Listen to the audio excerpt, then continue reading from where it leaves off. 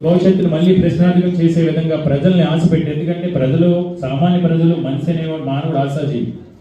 జగన్మోహన్ రెడ్డి గారు ముఖ్యమంత్రి అయితే జూలై 1వ తారీఖున మీకు 3000 పెన్షన్ వస్తుంది.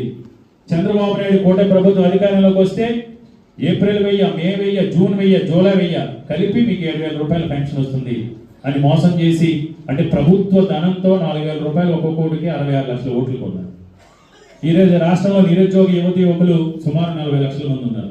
వాళ్ళందరికీ కూటమి ప్రభుత్వం అధికారంలోకి వస్తే నెలకి 3000 రూపాయలు చెప్పిన ప్రతి నెల కూడా నిరుద్యోగ గుర్తిస్తాం, సంవత్సర కాలంలోనే 20 లక్షల ఉద్యోగాలు కల్పిస్తామని చెప్పి ఆ 40 లక్షల మంది నిరుద్యోగ యువకులను కూడా మోసం చేశారు.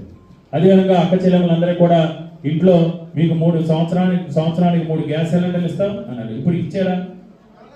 మహిళలకు ఉచిత బస్సు అన్నాడు, రైతు రుణమాఫీ అన్నాడు. ఇంకొకటి అన్నిటికంటే ముఖ్యంగా అమ్మఒడికి సంబంధించి నిన్నే చూసాం. చంద్రబాబు నాయుడు గారు చాలా సార్లు చెప్తూ ఉంటారు, సెల్ ఫోన్ నేనే కనిపెట్టాను, హైదరాబాద్ నగరానికి భాగ్యనగరం అని నేనే పేరు పెట్టాను, అది పూర్వజన్మలో బహుశా అలా చెప్తూ ఉంటాడు.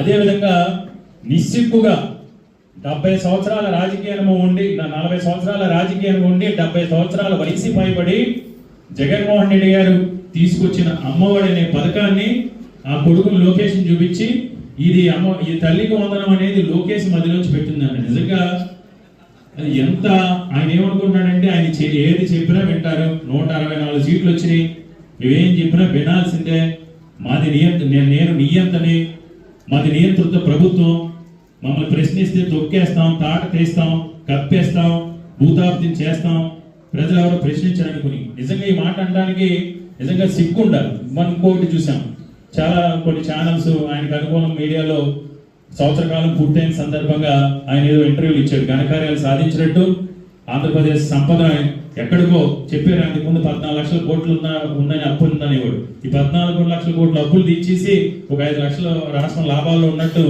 చెబుతూ అన్ని పథకాలు కూడా నేను ఇచ్చేసానంటే, చాలా మంది అటు ఇటు మొక్కలు చూసుకుని టీవీ చూసి ఇదేంటి నాకు రాలేదు నాకెందుకు రాలేదని చాలా మంది చర్చించుకుని, నిజంగానే నాకు ఒక ఫోన్ చేశారు, ఒక మన 48 వాళ్ళు, తమ్ముడు ఏంటి అందరికీ పథకాలు ఇచ్చేసారన్నారు, 18 సంవత్సరాలు నేను ఆడపిల్లలు కూడా వేసారా ఏమో అంటే, చంద్రబాబు నాయుడు టీవీలో అలాగే చెప్తాడు, చంద్రబాబు నాయుడు మాట అంటే ఇలాగే మోసపోతాం, ఆయన సిగ్గు ఏముండదు ఇలాగే అంటే ఇదే విధంగా. దానికి ఏమన్నాడు, ఎవరైనా సూపర్ 6 ఇచ్చేసాం, సూపర్ 7 ఇచ్చేసాం అని ఇలా ఇదే విధంగా ఆయన చేస్తున్న ఈ